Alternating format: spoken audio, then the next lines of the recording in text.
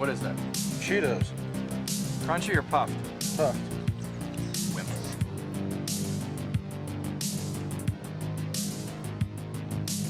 Hello, everybody, and welcome to Hold Up, the show where we dive deep inside your childhood nostalgia, pull the movies from your past out to see if they hold up.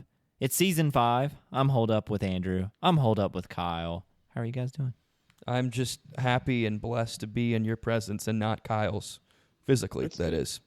So that's good. Yeah. Who's sponsoring the phone line this week? Didn't you say it was Blue Chew? Blue Chew, give us money. Blue Chew. Yeah, Blue Chew. What the fuck is Blue Chew? Is that like Bluetooth for your It's teeth? like the chewing gum Viagra, whatever. To get your soft dick not soft. It's erectile dysfunction. It's not really. It's just supposed to get you in the mood. It's like it's a Cialis. It's an aphrodisiac. Yeah, but it I don't know. It's like clams. It's like hot clams. It's like pineapple and pineapple juice, baby. That's not aphrodisiac. Pineapple is, yes. It's not. Yes, no, it is. Not. We're not going to do this game. Pineapple is, so go fuck yourself. No. Spell it. Pineapple? You know what is an Spell it. aphrodisiac, too, is football season, And right, Andrew? Yes, yeah, it was very... What were you going to say? I was going to say, and my ass, or something like that. That's football season is well known to definitely make women and men come together and not drive them apart. I think it's mainly just men, marriages. sadly jerking off in a corner, dry. Not sadly, happily. Well, it depends. There are both ends of the spectrum on this. I'm sadly this weekend. Yeah, you are. You're ferociously. You're using your left hand too. Well, it's important in these moments to remember that you deserve it, Chase. Yeah. Well, woe is me. Thanks, Kaylin. Kaylin DeBoer, if you're listening to this, actually, you should probably be listening to this and watching this movie because there was a better coaching job done in Little Giants, the movie we watched this week, to bring in the football season. Hey, Kyle, can you describe your mood in football terms to us? So, third down, third and long, and you just snap the ball, and the linemen they're shitting their pants everywhere, and they got a really aggressive defensive end, and he's just ready to sniff your balls. So he pops right on over that forward, You're almost line, and he comes right around to you and then proceeds to throttle you. But before you do that, you do an illegal intentional grounding, and it costs you a penalty. So now you're like 3rd and 24, and you now have to kick it. But instead of kicking it, you don't do what your coach tells you, and you throw it, and it gets intercepted, and they get a touchdown. Shit. That's it. Cool. That's it. I mean, that was actually pretty good, minus the intentional grounding. It would be a loss of downs, so it would have been 4th and 23 as opposed to 3 and 23. But the kicking would have been accurate. The kicking would have been accurate, though. I'm very proud of you. Not bad. And just, that forward line, that's line of scrimmage, just going forward if you ever find yourself in a situation such as the one you just described. I won't. Okay. Well, that will never happen. I will never have that happen to me. But thank you. Well, Kyle, since you're doing so well, I'm going to ask you first. What do you remember about Little Giants? Nothing. I never watched this movie. Great. I don't know how to tell you, y'all. Yeah, this was the first time for me too. So I might have watched it on in the background of something, because I remember one of the kids gets the ball, they hike the ball and it gets the quarterback, and the quarterback lobs it over to this kid, and then that kid throws it, and I was like, oh, that's what football is. So I tried that when I was playing with the kids at recess, and they're like, what the fuck are you doing? I was like, it's football. This is what you do. He got 5 flags thrown on you. Well, Kyle, then tell me a little bit about what Rick Moranis means to you. The star of this movie. Fucking love Rick. Love Rick. Was it awesome to see him again in a movie? It was, although this is not his strongest movie by any means, but he definitely does. He brings it together enough. He has a couple of good moments in it that are pretty funny with the child actors, which I'll get to later. But honestly, this is one of the few movies where the child acting is not atrocious. It's actually pretty on point. I actually enjoyed his chemistry with Ed O'Neill in this. Oh, yeah. I it thought wasn't they had bad. Really good chemistry. They didn't even meet until they started filming. Did Ed O'Neill play football, or did he just kind of look like one of those football guys? I don't think he played. I think he's just a bigger, stockier kind of dude. Okay. He was the perfect fit. Yeah, and he's also Al Bundy.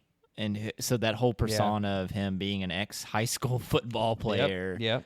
is kind of the character he plays. That's actually how he got the role, is because they like, oh, we want Al Bundy to do this, and we'll just pair him with a nerd-looking person. Rick Moranis is perfect, and then that's pretty much. Mm-hmm. He also he kind of looked like a young Mike Ditka, honestly. Like, it was pretty uncanny. He looked like a young dick. Like, he looked like he was a complete like jerk. Oh, like yeah, somebody you would not want to be around. You'd hate. But he did it well. He was the perfect guy for it. Yeah, perfect cast there. Andrew, what do you remember about Little Giants? And if not, tell me some glorious things about Rick Moranis. That is basically it, what Kyle said. So don't remember it. Don't think I watched it. I probably caught a few scenes here and there when I was a wee little lad, but this was my first expose, That's if you will. Surprising to me. It feels like a movie you would have really enjoyed when you were a kid. Probably. And it was just one that passed me by. I probably watched it. I just don't remember it at all.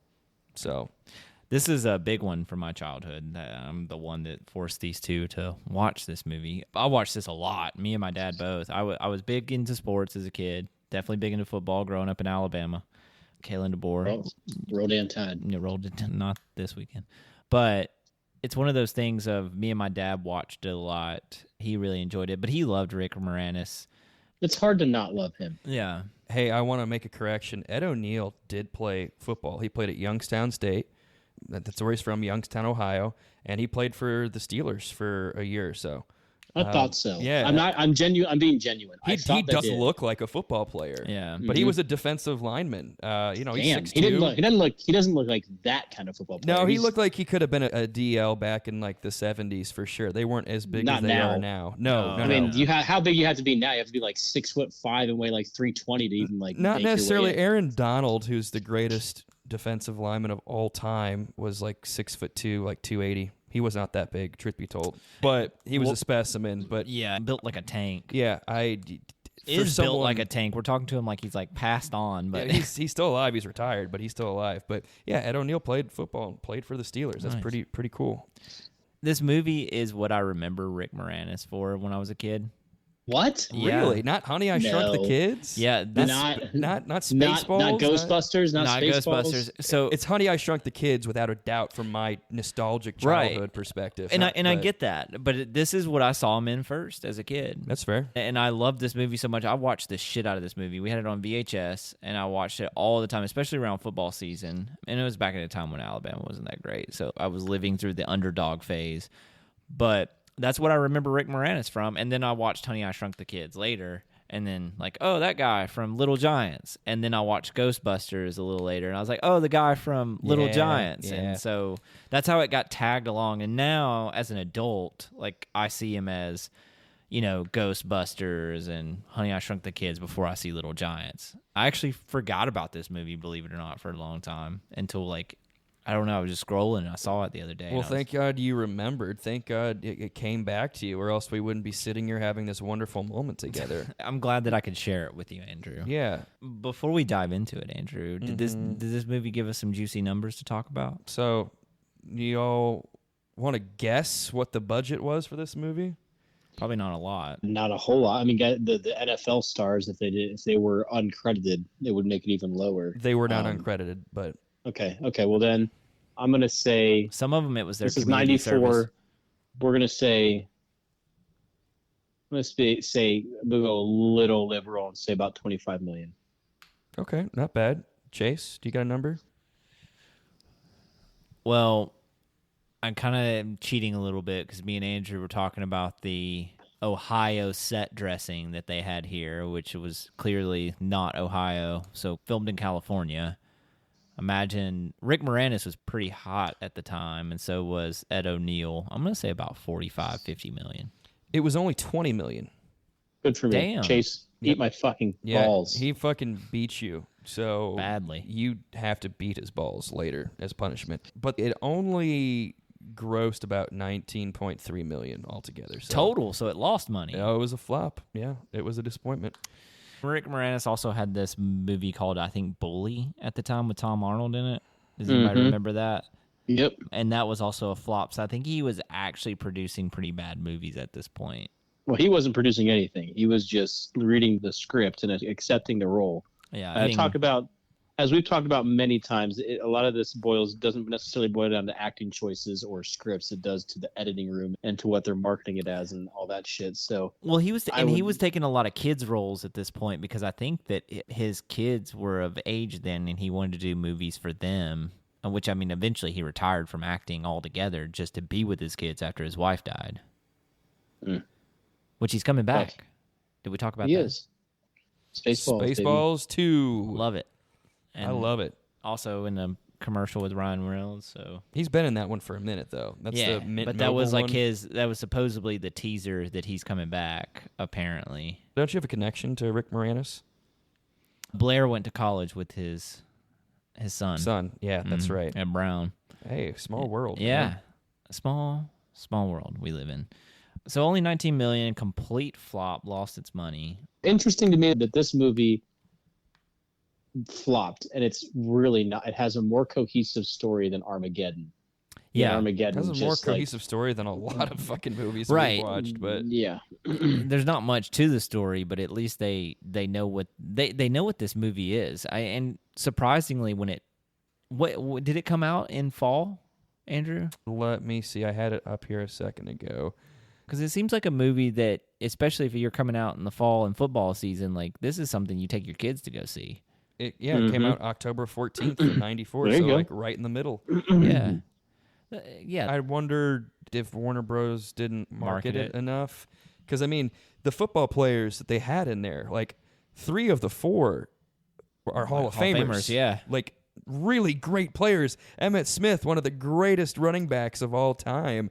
Of course, there's John Madden, who is a legendary figure in the game. Hall of Famer as well. You would think that would have like held some weight, but that was I wonder if probably they even- before the NFL really had its crutches on our society in terms of like how they market and what they do. Because back in the good old days. that was before Roger Goodell and them were in charge. So I don't know. I doubt the NFL was as popular back then. But I mean, it's still the NFL. The NFL is still and always has been. But I get popular, what you're but- saying. Like it's on a different level right now compared to like Yeah. where it was in the 90s. Yeah. But at the same time, Ready for it to die. Can't die quick enough. Well, that's not going to happen, Kyle, unfortunately. before we dive into the play-by-play on this movie, I do want to mention where it came from. So the idea for this movie came from a McDonald's commercial. Really? There is a McDonald's commercial out there. I tried to find it and I couldn't find it, but I didn't really try too hard either. Clearly. It's a 1992 McDonald's commercial that aired during the Super Bowl, around the Super Bowl time, and it was a little girl scoring the game-winning touchdown. And a lot of people found that commercial super inspiring, and the screenplay writer of this movie did, so it came into play. How inspiring. I love that. That's the origin story of Little Giants. So, Beautiful. yeah. Well, Andrew, where does this movie take place? Where does it get started? So we start off in the heartland. We're in Urbania, Ohio. Where's Urbania, Ohio, Kyle? I don't know. It's made up. It's. I don't think it's a real place. I mean, If there it is Urbana, Ohio, which is like north of Springfield. It looked like it was kind of in the little armpit near West Virginia area. Like once you go like east of Columbus and south, it looks like somewhere in there where it's not flat. So it's not up near like, the flatter parts. It looks pretty, It was pretty. it was It was pretty for a California not- town. Yeah, San Luis Obispo. that godless place. Yeah. Those Ohio mountains that they showed there. Yeah, I think Yeah. they should have kept those out because, if they were modeling it after Urbana, Ohio, it would have just been flat farmland. Why didn't they just call it Urbana? I don't know. Why did they go all the way? Because that is Many. I wouldn't say well known, but it's like an established town.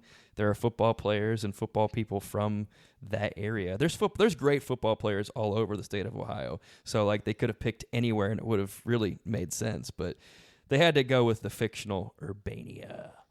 But regardless, they're playing at this young nerdy kid is following his sturdy older brother. chewing a lot of gum. A lot of gum, and he never stops, even when he ages. But yeah, tagging along. You could tell his brother's kind of annoyed and just putting up with him. But they're going to play a game of pickup football in the field. And they get there, and whatever his name is, it's the O'Shea brothers. You have Danny and Kevin. Danny is the younger nerdy one, and Kevin is the superstar in the making.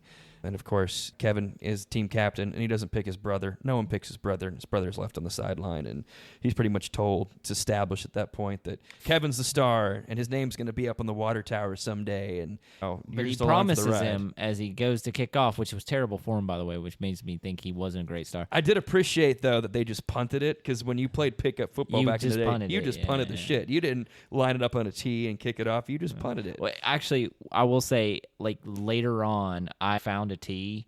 And so me and my friends would use the tee to kick off. See, I think it's substantially harder to use the tee. It was, but it taught us how to kick a lot better, though. Yeah, but Andrew, you never played soccer, did you, Andrew? No, I did.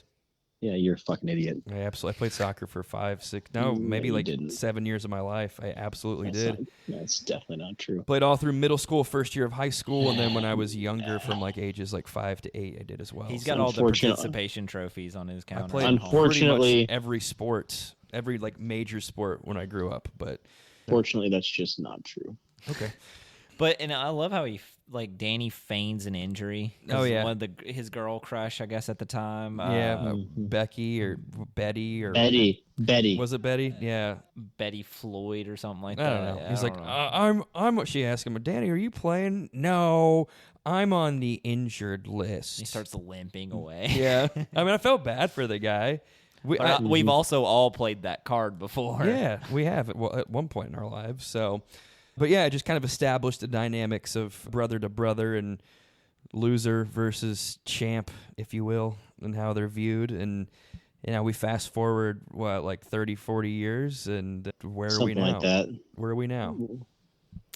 We are in the same town. Yeah, they're doing tryouts for the Pop Warner Football League. So Kevin ended up being this great football star. Yeah, he went on to win the Heisman. He won a national championship in college, a Super Bowl. Like he didn't mention anything pro related. I wrote Okay. it down. He won a national championship, the Heisman Trophy, and a bunch of All-American. So we're gonna pretend he went to Ohio State and became a huge bust in the NFL. Yeah, because that's probably a top 5 overall pick. There's many Heismans who are busts, if we're being honest. So and he just added to the list. But winning the Heisman and winning an NCAA championship, that's a pretty big deal. Where do you think he went to college? He went to Ohio State. You think so? Yes. No, he was wearing a green jersey, though. I thought it was Notre Dame. No, he went to Ohio State. No, he went to OU. No, he went to Ohio State. No, he went to OU. OU has never won jack shit. But they don't have a Heisman trophy. No, they don't. do. They show Look it up. They show a picture of him, and he's wearing a green jersey. So in my head, he went to Notre Dame. No, that's fair. There's a lot of Ohio players who go to Notre Dame, but in my mind, from the very beginning, traitors who should be shot. Sure. In my mind, from the beginning, this is an Ohio State player that was recruited by Woody Hayes and, went on to glory for the Buckeyes. Good old Woody. Yeah. Physical assault on another player shouldn't exist. He deserved it, though. He deserved it. One of the best plays of all time. Yeah, so Kevin is doing these tryouts for this peewee team. It looks like that he's never left football. It's like he's carrying it with him everywhere he goes. And he's coming back to, give back to his hometown and community. By leading them to a peewee football championship. I don't even know what that consists of. Is that like county, state, national? I don't know. Probably state. Yeah, something weird. Yeah. So he's got a bunch of these kids, and they're all trying out. One of the best players that are trying out happens to be his niece, who they call the Icebox. What a nickname. Do we ever get an explanation on why they call her the Icebox? No. Why would we get an explanation for that? No. Because she hits everyone like a bunch of burnt frozen fish sticks. I don't know. It's the best I have for it. Yeah. So she's like popping off, man. She's taller. Solid. She's taller than like all of them. Yeah. You could tell she's more athletic and stronger than the vast majority of them too. But does she get picked? No, absolutely no, of course not. Because she's a what, Andrew? She's a girl. She's a female. Yeah, and they're not allowed in football, especially in the 90s. Especially no way. in the 90s. No, I'm surprised they even let her try out in the 90s. I don't know what the peewee football scene holds today. I don't know if they allow girls to play at all. I would imagine in many places they do, just because No, it's There's- more acceptable now. There's also many girls at that age that are more developed than They're guys, more so- mature and they're probably the better football players in 100%. peewee. Yeah, I mean, if I was coaching today, I would be like, give me a team of girls right there. Yeah, Like, gonna win every game. yeah. But yeah, she doesn't get picked, and then she's not the only one. There's a group of, how would you describe these kids? Misfits. Yeah. There's varying levels of learning disability between them. Yeah, they're what people would call losers back in the day. Yeah. Poor kids. Yeah. Misfits Yeah, is a great way to put it. though. They're a bunch of kids that are gonna go play for Kent State after this. Yeah, What's the problem? golden flashes, baby.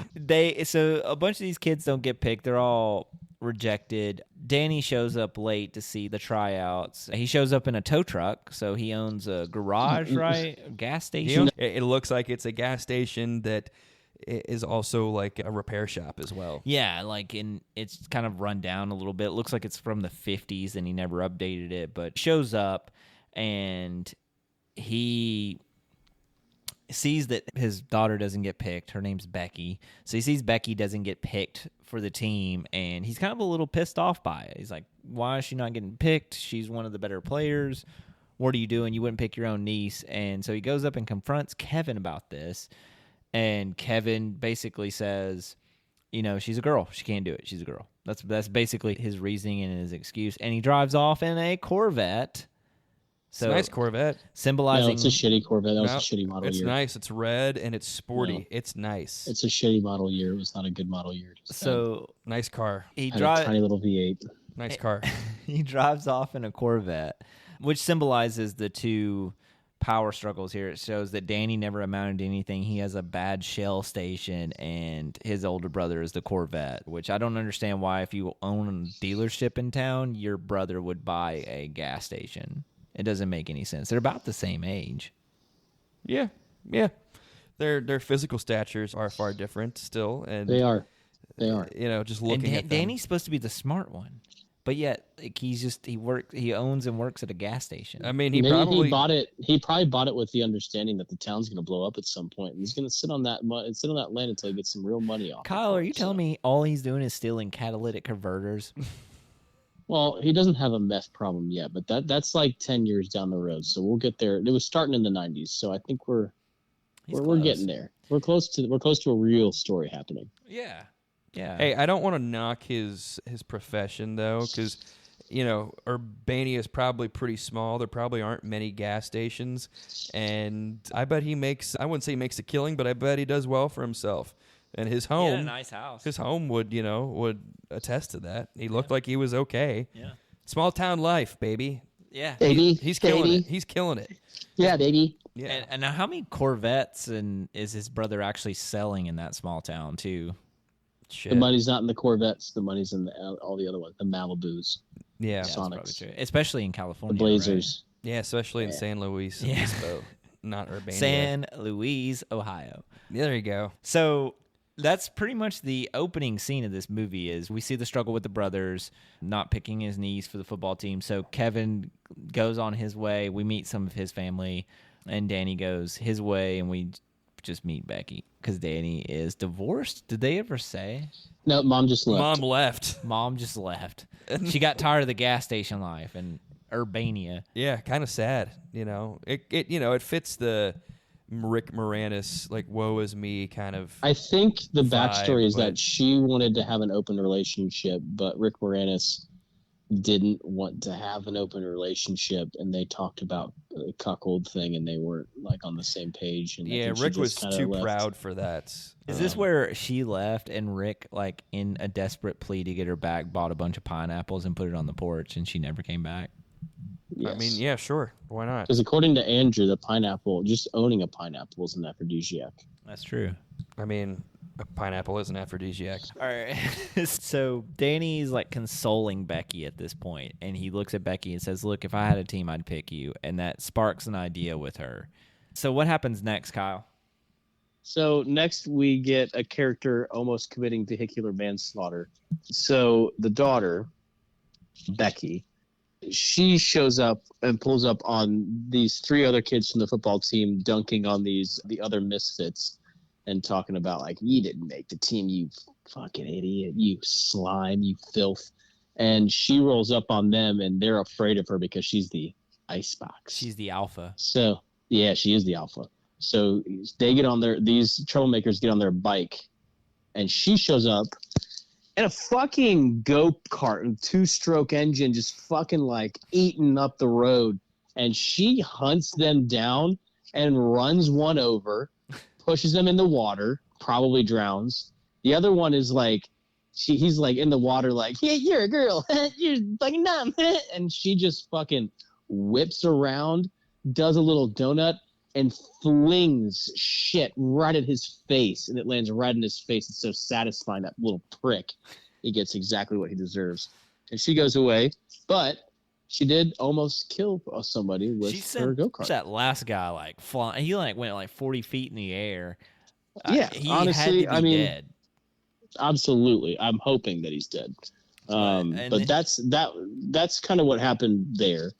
She says to him, she's like, I'm going to get you back on the football field. He's like, how? And he's like, I have my own team coached by my dad. And they're like, your dad? And so that's where she drives off to the diner, Andrew, and what happens in the diner? Kevin's sitting at the front talking to some old timers, and they're asking him, like, relive his glory days. He was talking about. He shared that story maybe 6 or 8 times that month. And you're playing the stereotypes of some dude who's still, stuck in the past, which one of those old men sense. had Alzheimer's too. That poor guy. Oh, he's yeah. like, I thought it was 4 seconds.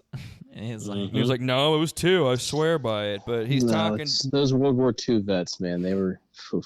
Well, they're probably both dead. R.I.P. I would assume so. I would hope so. Otherwise, we got to talk about immortality, because that's a lot of things. Yeah, they haven't gotten the blessings of AI nanotech or nanobots technology yet. they were still microwaving metal. And yeah. But he's talking to him, and I think the mayor stops him, and he's like, "Hey, Kevin, we have a problem. We got to chat." And this is when he's told that there's another team that's been formed, and he's like, "What? We're the only team. What? Blah blah blah blah blah." And it's established clearly that why don't we have a playoff? Yeah, we have a playoff. Yeah, one of the old Cool. World War 'Cause II only one vets team. suggests that. Yeah. And neato. So now we know what's going to happen. And as he turns around, I'm pretty sure Danny's right there, and he's like, "Did you have a say in this?" And he's like, "What are you talking about?" Clearly, he doesn't even know, because he isn't the one that has been spreading these rumors. It's his daughter, Becky, and he just goes along with it. And he's like, "Yeah, cool, whatever." And so now we're gonna have a face-off. Well, and two, so there's this little line that he always uses. Kevin does. He's always like, "Good, I'm glad you saw it my way," and just by basically just strong arming his little brother, and it snaps Danny at this point. He was like, "You know what? We're going to do this," because he's trying to stand up for all the kids that deserve to play, even though they all are god awful. They all resemble the 2025 Alabama defense, but they're really bad. So we get to them picking their players, right, Andrew?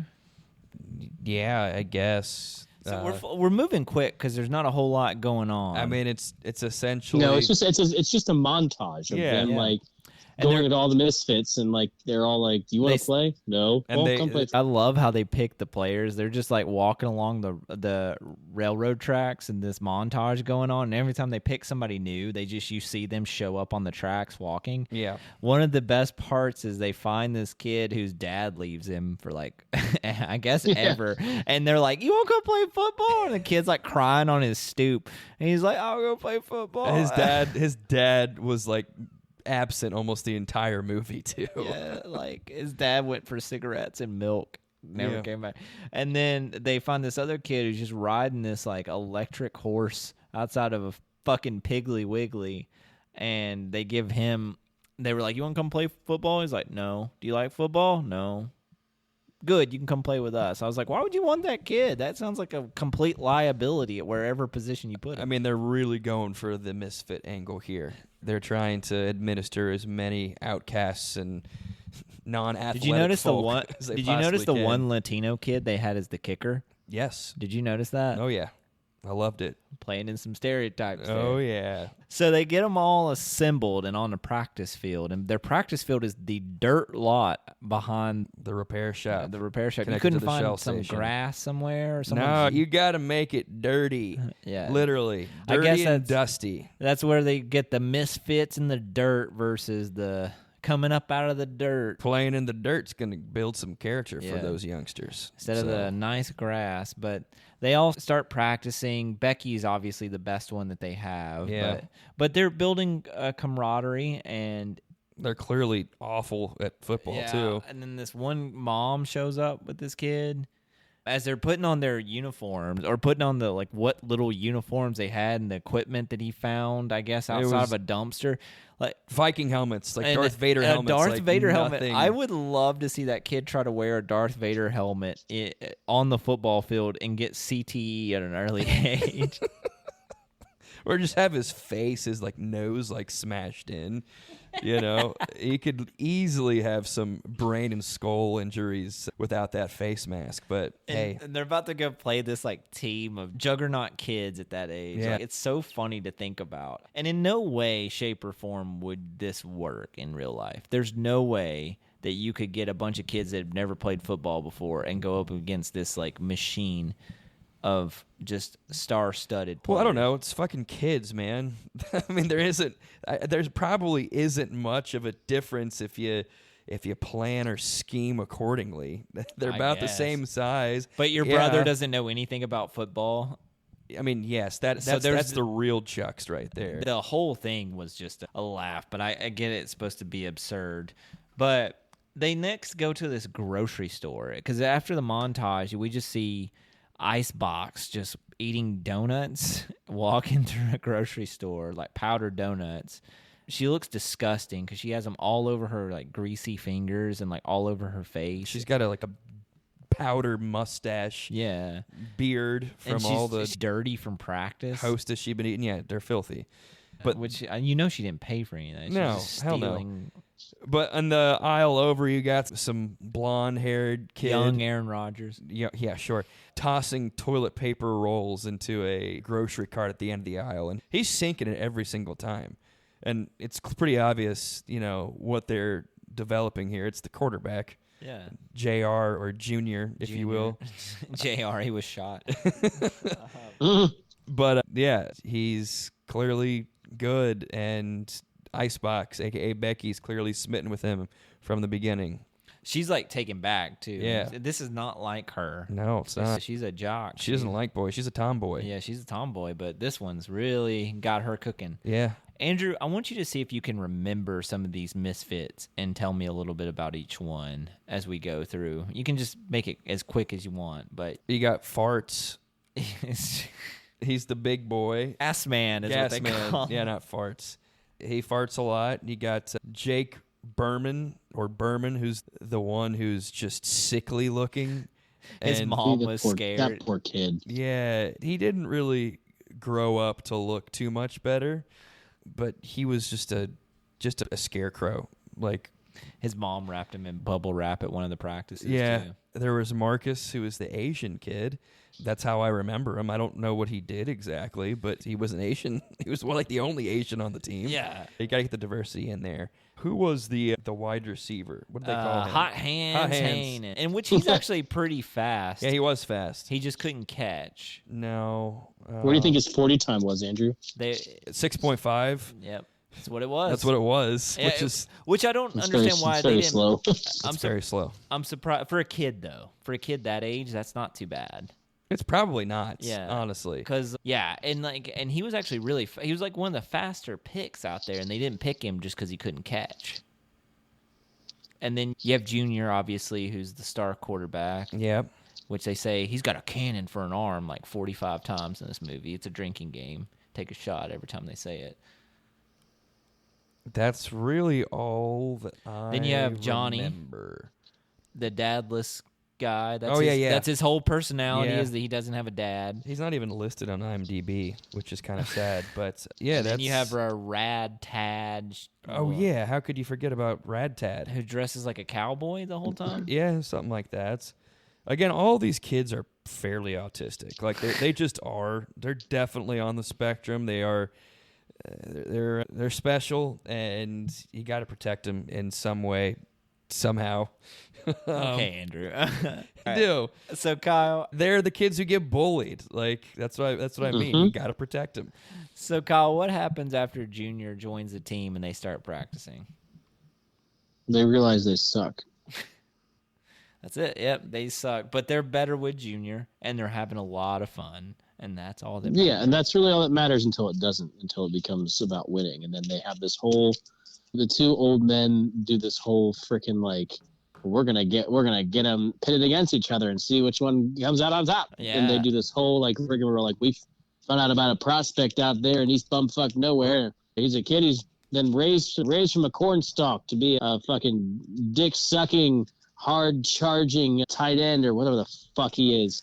And Fullback, running back. Yeah. Talking about Spike. shut the fuck up. Yeah. Shut up. He's a running back. I'm telling the story right now. Well, then tell it accurately. No, it is accurate. Okay, Not football is a great sport. All right, so essentially, they give the information to both the brothers to go poach this kid. Essentially, or to go what's the right word? Poach, yeah. Recruit. Recruit. There we Yeah. go. So they both get in their cars and they race, and it's a whole fucking like thing. And Rick Moranis gets there first. Because he's taking And a he go-kart, right? Yeah, because then he gets there and he's the father of this child is using all of the strangest terms to describe his child. Like, yeah, he's bred to play football. I groomed him from when he was a young pup. He's Really like weird. lifting a refrigerator too. Yeah.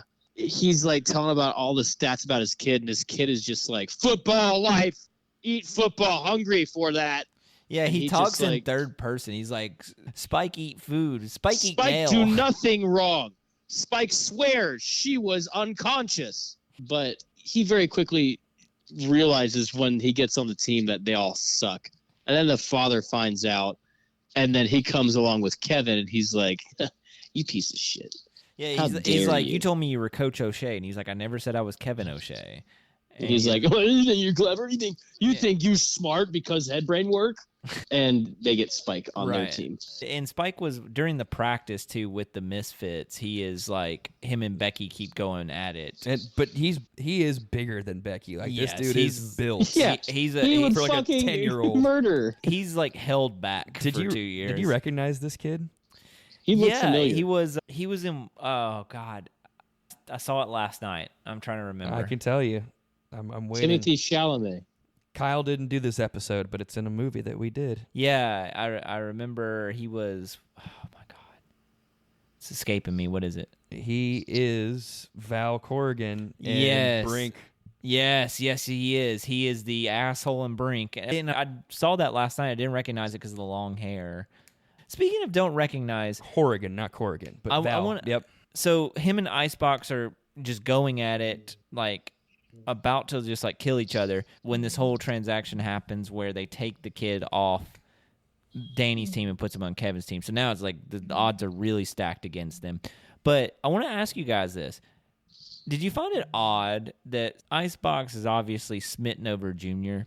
Mhm. And so when they were going to ask Junior's parents if he can play football, it was the little girl from the beginning of the movie that Danny had a crush on. So it's like first one to what? I'm not sure where you're going with this. So, I'm like, He's waiting- saying I'm if waiting for the parents punchline. get together, then how do they get together? Yeah, they too, and can't- just be yeah. incestuous. Oh wait, is that her? It was his. It was Junior's mom. Oh, Yeah, did you fall asleep during that part? probably. So the weird part here is like, so you got two love stories brewing here, and it was weird. I thought it was weird. I thought it just didn't need to be there at that point. But anyway, the side story there, because that does come into play later. So after Spike gets taken off their team, they start arguing, and there's some infighting, right? And like then Junior, Yeah, they're like, we suck. We always knew we sucked. We're bad. We can't do Who cares? this. Let's give up. which they were practicing fine without Spike. I don't understand why all of a sudden Spike changed it, and then he came on board and he was like going to be their secret weapon, and then he left, and then now they're like, oh, we suck again. It's like the Rob Schneider quote, and they end up having a lot of infighting, and basically the whole team quits on itself. Mm-hmm. And that's when we get our famous moment here where one of the kids is riding his bike and this bus stops him and says, "Hey, do you know how to get to where they were going somewhere?" And it was John Madden looking for directions. Oh yeah, and Mm-hmm. a number of NFL players fall off the bus just conveniently, and we're talking, like we said earlier, some Hall of Famers. You got Emmitt Smith, you got Bruce Smith. We got to name all of them because Tim Brown. Give me a second here. I had the list pulled up. Yeah, Bruce Smith. Emtman. Yeah, Steve too. Emtman, who kind of fell off. He was big at the time, but he fell off. Emmitt Smith, Steve Emtman, John Madden, Bruce Smith, Tim Brown, and those are big names. Yeah, I mean those are great coaching staff right there. Yeah. And like so they end up like helping the kids. Of course, so Emmitt Smith played for the Cowboys at the time too, but which is weird how these like NFL players would have time for this. But anyway, hey, they're getting paid. So yeah. And while we're getting these montages of these practices while the NFL players are helping, we also get a scene where it's a little bit before this, but around the same time. It's all kind of going pretty quick. We get a scene with Kevin spying on their practice because he heard that Junior was playing quarterback for them. Mm-hmm. And he was like, oh, he's actually really good. And they're standing in some bushes across the way with binoculars spying on children. And Danny calls the cops on him. he calls the state troopers on him. He doesn't call the Urbania police. He calls the state troopers and plays up this story about how they're. What does he say? He says that they he's like He pretends to be like an old woman. and he's like, there's some men with some binoculars watching some children. It's just not right the way that they're running around with no pants on and they're Right. watching those children. I just don't think it's right. And he points the receiver to the child, and the child goes, and he comes back and he's like, they're running around in their underwear. It's just, and the kid goes, please help us. And they hang to the phone, immediately high fives, and I was like, "That's actually really funny. That was good." Yeah, and they're going to jail for a long time. Like, forget Mm-hmm. about that was a really glossed over. He's like, oh, he called the cops on me. Hometown Heisman hero gets arrested and thrown in jail for being a creep, a peeping Tom. Indecent exposure to children. Yeah. You'd think that there would be more repercussions, but apparently he is in and out of jail pretty quickly. And then he almost killed his wife in one of the scenes. Yeah, like, he like tried to dive into a mattress to and show his kids That how to she was tackle. holding this ex-football player, and he was trying to show him how to like set up a tackle, and his like $130 wife is just like maybe hanging out, even like that. maybe even that, and she's like, "Honey, please don't hurt me." And he's like, "Shut the fuck up, get ready." And she's like, so she gets scared at the last minute and like ducks him, and he goes flying through the window. And then, of course, kids movie conveniently lands on his crotch. Yeah. right on his nuts. Just crushed them on that tree branch. He flies out the window and conveniently lands in the pool below. But Well, not only Yeah. that, but it's just like, how did he dove out head first? How did he land on his nuts? who the hell knows? Yeah, exactly. That's yeah. And I love But- the ice bag that he used. It was one of those like old timey. I don't even know what you call those things. Do you know what I'm talking Just about? like yeah, just an old ice. It looks like a blanket that's just tied together with ice. And he's got it sitting on his cock and balls in the Cock living and room balls, baby. while he's sitting on his recliner. So all of this like nonsense, and it's a lot of flashes and montages. There's even one where Danny's introducing the team at his home, and they're having a good time, and you can see the parents are just enjoying the fact that their kids get a chance to play Yeah. football. So there is like I will say there's some heartwarming moments in this. These moments, these situations are supposed to pull at our heartstrings because you want to cheer for the underdogs. They're clearly the underdogs in all facets of life. Yeah. So good people, good kind people. After the team introduction, it's time for the game, right? Like, and then the Cowboys get their uniforms, which is modeled after the 1994 season. Legacy jerseys, and they look pretty sharp. They have the same. It's the same color scheme. It's literally a Cowboys uniform. Which we've seen a lot. We've seen that Cowboys uniform a lot since then. But in '94, it was a brand new, like, kind of legacy uniform. Yeah, and the Cowboys were the biggest brand in the sport back then, essentially. Them and the 49ers were the two that biggest. was during That was close to Elway too, with Broncos coming on. Elway was a little bit after, but not far. I mean, I think he was in the pros at that point. Yeah. But the 49ers and the Cowboys were the two best teams in the NFL. They had a number of Super Bowls in that 88 to 95 stretch. So Cowboys suck, though. Fuck them. Awful franchise. They can eat shit. So there you go. From a Packers fan. Just had to get that out there. But yeah, they look sharp. They look like a real team. The Giants get their uniforms, and they're just red. And they get their Giants helmets. But the Giants helmets look exactly like the New York Giants helmets. And then we find out, so during all this, right as the game's about to start, Becky's having second thoughts. So this whole time, during this montage of them practicing and getting ready for the game, she wants to be more girly. She wants Junior to like her. And who gets in her mind about this? Kevin. Kind of weird. Yeah, didn't like it. Honestly, a little creepy. He's like, why don't you come be a cheerleader for me? I think you're Here's gorgeous. my niece, who I know is probably the best player on that team, but I'm going to play with her emotions and get her to walk out on what she's been doing, and that'll serve me well because I'm going to win this game. So play with her emotions, play with a 10-year-old's emotions, and yeah, that's a recipe for success, right? So she ends up abandoning them game day to go be the cheerleader. Which cheerleader colors don't match any of the colors on the field. I think they're supposed to be just unbiased cheerleaders at this point because they were cheering for both teams. I love unbiased cheerleaders. That's the way to go. That's my favorite. Yeah. So Becky ends up for that, and so now the team's like, well, we're going to die. So now they have no hope. They just have Junior, and he's just playing quarterback. He can't even really throw to himself. So the team comes out. The Cowboys run right through their banner. The Giants do not. Yeah, they get catapulted back, essentially. Yeah, I think two of them got decapitated. Yep. Probably. Hopefully. Paramedics were there. So now starts the game. And this is where kind of the realism. I mean, not that we weren't flirting the line with realism, but it's fun that this team gets to practice. But now they get on the field and they suck. The game kick off. They get down 21-0. Yeah, which it's 21-0 at half. So there's a lot of shit happening. Spike's just bulldozing through these kids. He's the biggest kid on that field. Yeah, it takes like all of them to tackle him, and he carries them for like 15, 20 yards. It's just an absurd amount. Good physical humor for a child. Yeah. You know? And they're just, Junior has no time to throw the ball, and when he does throw it, they drop it. I remember the Haynes is having a problem catching the ball. He's like really fast, but he can't catch. He puts on that sticky shit in his hands, then gets it's so stuck to his jersey. His hands are so sticky that he can't pull them apart, and then he gets it stuck to his jersey, and that was some bad acting right there. That was some bad direction, some bad acting. But it was stupid, and you accept it because it's a kid's movie. I didn't like the fact the ball hit him in the head and knocked him unconscious. How hard was Junior throwing that ball? But the weird part, how the hell is that only 21-0? The peewee league quarters probably are not that long. You know what I mean? Yeah. They're not 15-minute quarters. They're probably like 8 minutes each. Even 8 minutes. That's a 16-minute half, and I imagine that Spike alone on those 2 carries would have scored 2 touchdowns. Probably. Yeah, he probably had 200 all-purpose yards to end the half. I didn't question it. 21-0. That seems okay for peewee. It just felt like it should have been more. Could have been. But in real life, it probably would have been more. In real life, they probably would have mercy ruled this game.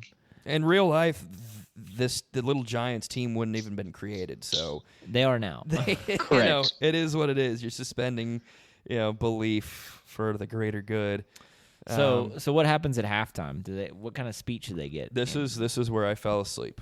'Cause I remember them starting the speech. It's a very that's heartwarming but lackluster speech where he just kind of is like, "Hey guys, you all deserve to play. I don't do what I did. I made myself on the injured list. I never got off of it." And they're like, "Why did you do that?" And he's like, "Well, because I just fucking sucked at everything in life. Don't be like me." But like, hey, I beat my brother one time when I raced him downhill on our bikes. And I bet you guys have done something where you won once. And they go on all these stupid fucking anecdotes about how like they did something once and they did good at it. And it's like, I actually like that because they say the one time I beat my brother at this, one time I did this and I was the best at this. It was a kind of a good speech to say, hey, one time's all it takes to do anything. All we have to do is beat him one time. And so it inspires them to start like playing better. So they don't even need Spike. They don't even need the ice box. But they come back out, and we have a play-by-play announcer, by the way, as they come back out, and he's talking about how they're going to get shredded. Do you want to guess who the play-by-play announcer is, Andrew? Who is it? Bob Costa. Nope. It is Harry Shearer from This Is Spinal Tap and The Simpsons. That is Harry Shearer? Mhm. Why did I not recognize that guy? Because he didn't have his beautiful handlebar mustache and his long hair. Oh, my God. Yeah, you can recognize that voice of Mr. Burns and Smithers. Holy shit. He's Derek Smalls in Spinal Tap. Yeah. How did I miss that? I'm very disappointed in myself. Yeah, you're not as good as you thought you were, Andrew. Okay? I mean, I don't think I'm good, so I don't know what you're getting at. Well, the team I think you're great, Andrew, okay? Okay, thanks. the team comes back out. They get back on the field, and the Cowboys are just laughing their ass off. They're like, well, let's get this half over with and beat the shit out of them. But the Giants start coming back. They start making some plays. They gained a yard, which gained them a lot of confidence. Yeah. Good.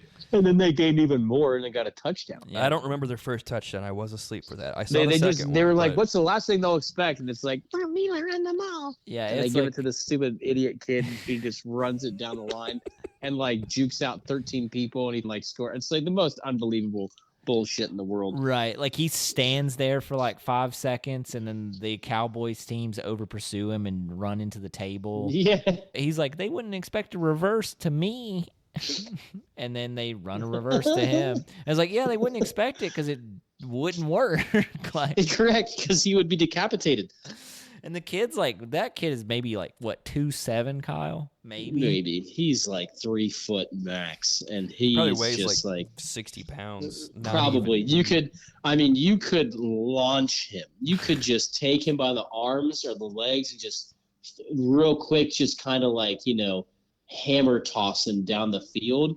You'd probably get a world record, but I bet you could throw him a good 20 feet. If you gave him to like a linebacker or like a strong man, you said toss this kid 30 feet, they'd do it. Yeah. That's how small this boy is. Yeah, absolutely. Like, there's no way that play would work, but it does in this movie, and they get their first touchdown. So it's 21-7. You can see Kevin starting to sweat a little bit. He's like, it's a one score. It's a one score. Okay, what's one score? And how do they get their second score? So they're coming back. They're able to get the ball back, and I forgot how they did it. How do they get their second score? Was it the kid that can never catch? Yeah, it was, what's his name? Yeah. No hand Pete. Hot Hands Hanen. Hot Hands Hanen. Yeah, he catches a long Because pass. he envisions the ball turning into a roll of toilet paper because he and was he- always able to catch that. and so. he gracefully caught it. And this is where you really saw his speed, and he just kind of blazed by who was left as a defender and walks in. And Yeah. then that was that it? I feel like there was another one. I Score. thought that was the tying one. No, I think the tying one, it doesn't really matter. I think the tying one was the dadless kid run into his father. That is right. So Yeah, that is right. They get the ball back on a goal line stand because guess who comes in to join? The Icebox. So it's 14-21. She's got her cheerleading skirt on, but she's still in pads and Because- held up I top. mean, just like pick a lane. I mean, Pick a come lane. on. But the reason she joins too is Junior Floyd is standing up after a play. It's a dead ball, and Spike just drills him in the back He while he's on deserved it, and but- ends up hurting Junior. So Icebox sees this, and she's like, well, fuck this, I'm in now. And so she, like Kyle said, puts on everything, like all of her gear, but leaves her skirt on for some reason. And they go out, and it's the middle of a drive. So Spike is carrying the Cowboys all the way down the field, and it's like 4th and goal from the inch line. And her and Spike just tee off on each other at the goal line, and she stops him. And so by a matter of inches too. It Right. was the nose almost grazed. and I the think plane. we're ahead of ourselves because I think that's when the game was tied. Yes, it was. But before the Giants scored because they were able to give the kid whose dad was never there the ball when his dad shows up to see his game, briefcase still in hand. And he's running, his dad's running on the field, and so Johnny runs off and dodges everybody because he wants to see his dad, even though his dad's going to leave again soon. But scores for his dad, scores the game-tying touchdown, so it's 21-21. But, Andrew, what play does the Giants run with only 4 seconds left from their own goal line? The annexation of Puerto Rico. Which we've heard how many times in this movie? They've mentioned it like Not 3 enough. times. I wish I could hear it one more. There's another character that we forgot who is like, he's supposed to be like the Wiz. He doesn't play. I think he's Minkus from Boy Meets World. I think you're right, but it's this dorky blonde kid with glasses who's supposed to be like this like super genius like 8-year-old, and he has this big fucking computer that he carries with him, I guess, wherever he goes. I don't know, but he concocted this play called the annexation of Puerto Rico, which is kind of like the Statue of Liberty, where like the fumble Rooski. Yeah. What play ever came out of it was like really just a fumble Rooski. Yeah, they hike the ball and hide it so you don't know who has it, and the defenders are confused, and they go for the wrong person while the person with the actual ball runs down the sideline. They give it to the slowest lineman that they have. Isn't that just a fake? Gas Man? Yeah, it's like a fumble Rooski fake, and yeah, Gas Man's running downfield, but he's like running out of steam after 10 yards, And he's slow as Yeah. shit. yeah. So they're able Childhood to catch obesity is going to come back and get you. Yeah. diabetes. So he's able to Diabetes. toss the ball backward somehow. He laterals it to... But he doesn't even look. He just He throws, just throws it it over his shoulder. and there's no way that's hitting anybody behind him. And he lands in, I think, Tad's like hand. No, it lands in Junior's hands, and Junior takes off. Yeah, and then he scores. And no, Junior gets tackled, and he laterals it to the smallest kid, Oh, that's right. Yeah. and he takes off. So Jake, I think's his name. Jake, isn't Yeah. it Jake Berman? That's something what his like name. that. Yeah. And yeah, he takes off and he scores another touchdown. Yeah. And So- then they win the game. 27-21. No extra points kicked at the Right. end because time's And we expired. glossed over this too. We glossed over the fact that like during the game, Kevin bet his dealership against Danny's garage, winner That's take right. all. Yeah, that was at the beginning of the game. Yeah, the beginning of the game. So now Danny owns a car dealership and a gas station. So he's going to have a monopoly on the car business in Urbania. Thank God. Fuck yeah, man. So he's going to sell the broke down Corvettes to the people and then have to fix them. That's an oxymoron, Chase. A Corvette is already broken down. Hey, shut the fuck up, Kyle. Have some respect for Corvettes. So he wins, and Kevin's like begging him. He's like, "Come on, Danny, we can't do this. Like, is there anything else we can think of?" And he goes, "I can think of one more thing." And what's that, Andrew? What does he think about? I don't know. I don't fucking know. So he's like, "I can think of one thing," and he looks up at the water tower. Oh, And yeah, and it says Urbania, Ohio, home of Kevin O'Shea, and it changes to home of the O'Shea brothers. Right, which is the truth to what he said at the beginning. Very of the beginning movie. of So the they movie, tied the beginning and the end together, and that's, I mean, as quick as that was, everybody, that was Little Giants. Yeah, movie's over with, and we're done. Kyle, I want to start with you. Watching this movie now, you didn't see it as a kid, but how did you feel about it as an adult? This is something cool to watch with your kids. Again, we've had a couple of these. This is not anything that is like, it's probably going to be very similar to The Sandlot. I know I just pissed off a lot of people, but it's definitely not the worst thing that we've watched. And for kids movies, this is a pretty good movie. It has a beginning, middle, and end. It builds well. It has some funny moments in it that are cute. It's not trying to do anything more than what it is. A lot of the humor is for children. It's not one of those movies where it's like, that's cool to get as an adult. Don't go into it with that expectation, because there's not any of that. The only thing humor. the only thing I laughed at, I think, in this whole movie is when at the beginning where they're trying out and the gas man kid has his lunch in his helmet, and he goes, "What? He's got Cheetos in here too," and he's like, "Crunchy or puff?" And he's like, "Puff." And he's like, "Wimp." I thought that was the only thing That was funny. But beyond that, Kyle is right. There isn't a moment where you're just like, ha, yeah, good shit. Maybe them getting caught like watching children Arrested by cops is state pretty funny. troopers. Yeah. It's That just was pretty funny. the gravity of that. Yeah. the That was a very funny moment. But like aside from that, like kids will think this is funny. There's a lot of crotch humor and a lot of farting and potty bullshit And it is like it is what it is. But yeah, that's pretty much all I have to say about it. Andrew, what about you? You've never seen it before. What'd you think of Little Giants? It was a kids movie, just plain and simple. It was a movie for kids. What's one that I will not watch again on my own? Would you watch it with a little Tyke, a little Andrew? Absolutely. Yeah. 100%. And that is the purpose it would serve. Right. Yes, And that's the only agreed. purpose it would I mean, serve. that's the purpose of my life as I watched this with my dad growing up, or this was a movie that my mom would put on to keep me busy while she cleaned the house. Yeah. But I loved it as a child, and I still, as an adult, I still got some good principles to it, some inclusion. Yeah. I didn't have any issue. It didn't date itself with any, pop culture references. No. Yeah. And the potty humor, although any kids movie is going to have that, it wasn't as over the top as I was expecting it to be.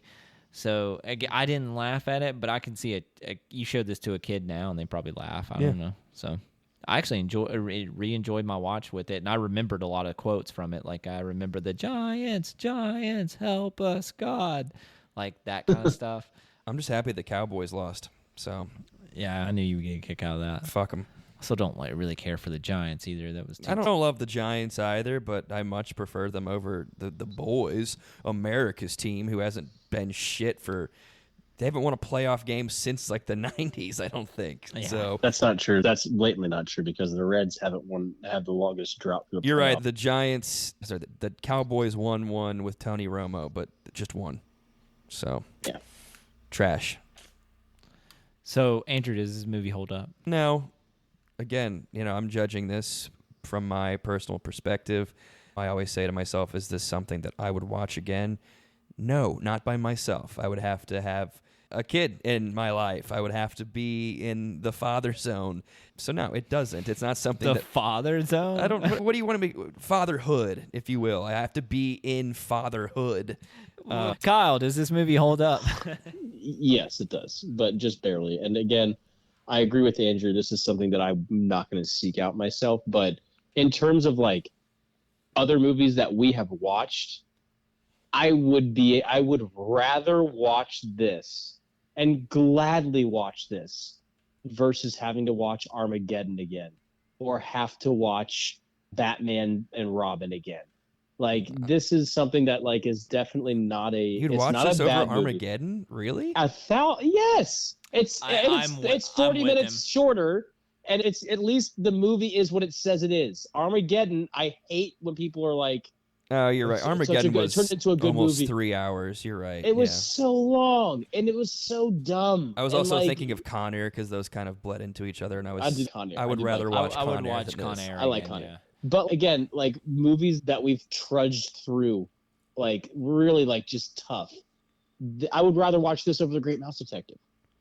I'm saying this is definitely not a bad It's interesting you bring up Great Mouse Detective because I thought of this movie when I was watching it and when it was over with. It was a similar feeling, but honestly, I felt more strongly towards Great Mouse Detective than I did this one. I felt I was more I'm with Kyle. drawn to Great Mouse than this one. Again, I wouldn't watch it unless I had a kid. I just wouldn't. Me and Kyle were sitting on his couch watching The Great Mouse Detective being like, this is trash. What do you mean? I It's was bad. right there too. Yeah, no, but you didn't say it was trash. I didn't say it was bad. I said it was flat. And it was. We were It was. all was. definitely disappointed, but I think me and Kyle took it a little bit harder than you did. I just had remembered that movie being so good when I was a kid. And it just that's the main reason why we do this podcast, because that was just one where I was like, I was an idiot. I think we I set just remember ourselves something- up for disappointment with that one. I still think But it I think had a lot more of to it. but to than Kyle's Little point, Giants, that's what but- this podcast is all about. Because I think a lot of people would set themselves up for disappointment in a lot of movies they remember. Yeah. I don't think Little Giants is going to set you up for disappointment the way that I believe or feel that Great Mouse Detective might have. No, because I But- never saw Little Giants, so there was no expectations. Exactly. But at And- the same time, though, I understand where people would be like, no, not for me. But again, looking at this as a parent, would you want to watch this with your kid to kind of there's like Chase was saying, there are some themes in here that are inclusivity and why do we do things? Do we do everything all the time to just fucking be the best on everything? No, you take the joy out of it. And like, this is something that I think is important for kids to learn. Like, you might be good, you might be really good at the sport, but you might not like that sport. So why don't you play another sport? And when you're not doing the other one or this other thing, or play this instrument, or you're good at this thing in school, and get joy, find joy. What brings you joy? It doesn't have to be this like, yeah, it's all or nothing. And I know we've all had coaches. I definitely had coaches in grade school my father coached me through a lot of things, but he did not know a lot about basketball. And I had coaches in basketball that were pricks. And I'd be like, I want to do the jump ball tonight. And this is the real McCoy tonight. You can't do the jump ball tonight. And I'm like, we're playing against another Catholic grade school. Does it really matter? Like, are you kidding me? Catholic parochial leagues matter, Kyle. Yeah, they do matter. But my point is, I think that the lessons in this are not heavy-handed, but they're like, this is definitely something there's at least a theme to it that's from start to finish. There are some funny moments. It's mostly meant for kids. I think it holds up because of those reasons. But I definitely understand why Andrew would say it does not hold up. So I'm not going to challenge that. Yeah, I agree. I'm definitely in the hold up camp, and I agree with you, Kyle. I think the main litmus test for if it holds up for me is, would I watch it again? And this one was a strong. See, for me, I can't use that on kids movies because I'm probably not going to watch any of the kids movies we do. I guess, but that would put if we're all going to the kids critique and do a blow by blow of every aspect of a kids movie, then I think we have to look at it from that perspective. We did the same thing with Ernest Scared Stupid, what I mean? And I think we all said that didn't hold up. But for a 5 or 6 year old, probably would have been beloved. Yeah, I'm with Kyle. There's a little bit more nuances here, and plus it's got Rick Moranis in it, who does a pretty solid job, and Ed O'Neill. I thought their chemistry together. There's a little fine-tooth combing with this movie. Like, the atrocities that we have with most kids' movies were not as prevalent here. No, I would agree with that. I think that this is, again, the child acting in this was acting. And I think a lot of this had to do with the fact that I think it looked like they just set up a camera and had minimal people around. And then they just shot it, and it was like the kids actually acting natural. And I think I think in that sense, it would gravitate, people when they were younger who saw this to want to watch it again. I think that it would hold up because of that fact, because it's still like, I watched that as never really having seen it, maybe saw 1 or 2 parts of it. And I was like, okay, that's actually kind of funny. Oh, okay, those kids, I believe that they're doing what they're doing. This isn't like atrocious acting where it's like, God, fucking just kill me. I'd rather be dead than watch this. And I don't know. I think if I'm always going into this as am I going to watch this again? Which I think is a fair thing that we need to ask when we're doing these movies. For sure. I agree with Andrew, but at the same time, I do think there's some nuance with how we go about some of these child movies that are clearly just for kids. And that's the thing. I get what you're saying.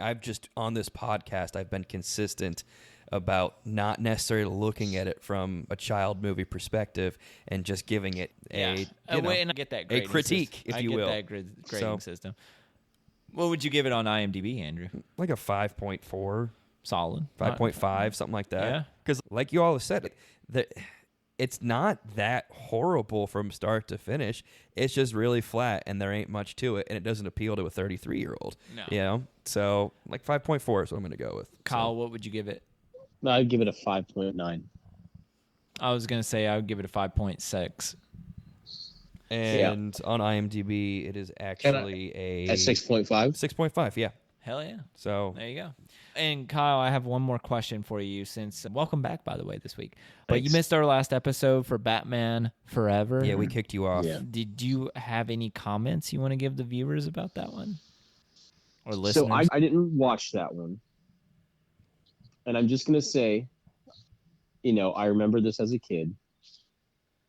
And there are better Jim Carrey movies out there. There are better Tommy Lee Jones movies out there. There are better Val Kilmer movies out there. And there are better Batman movies out there. I'm going to go ahead and say I didn't need to watch that one to tell you it did not hold up. You don't need to waste your time on it.